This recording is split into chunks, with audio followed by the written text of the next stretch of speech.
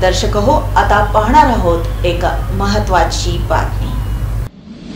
पुणे सोलापूर हायवेवरील सिंहगड कॉलेजच्या आवारामध्ये क्रुझरमधून 7 ते 8 जणांनी बेकायदेशीरपणे प्रवेश करून महिलेचा विनयभंग करून दत्तात्रय नवले यांच्या गळ्याला चाकू लावून कर्मचाऱ्यांच्या पोटात चाकू खुपसून खून करण्याचा प्रयत्न केल्याप्रकरणी संजय उर्फ संजीव नागनाथ उपाडे, श्रीकांत माणिक वाघमारे, रोहित सुभाष मंडलिक, अमोघ अरुण कुलकर्णी, दीपक दगडू गरड, सोमेश्वर शशिकांत झाडपिडे, शुभम विष्णू भोईटे, रोहित बाळासाहेब वाडेकर सर्व राहणार बाळे, तालुका उत्तर सोलापूर यांच्या विरुद्ध फौजदार चावडी पोलीस ठाण्यामध्ये गुन्हा दाखल झाला होता। मुख्य आरोपी संजय उर्फ संजीव नागनाथ उपाडे यानं ॲडव्होकेट संतोष नाहूकर यांच्या मार्फत दाखल केलेल्या जामीन अर्जावर मेहरबान अतिरिक्त सत्र न्यायाधीश श्री केंद्रे यांनी मंजूर केला।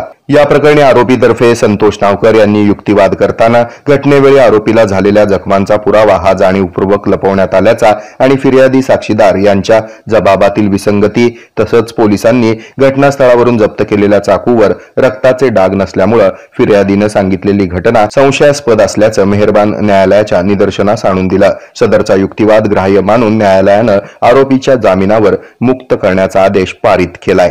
यामध्ये आरोपीतर्फे advocate Santosh Nahukar, advocate Rahul Rupnar, advocate Vaishali Gupta, advocate Mansi Birajdar यांनी तर सरकार पक्षातर्फे ॲडव्होकेट अल्पना कुलकर्णी यांनी काम पाहिलं। हे आहे मेट्रोकास्ट केबल नेटवर्क आणि आपण पाहत आहात द न्यूज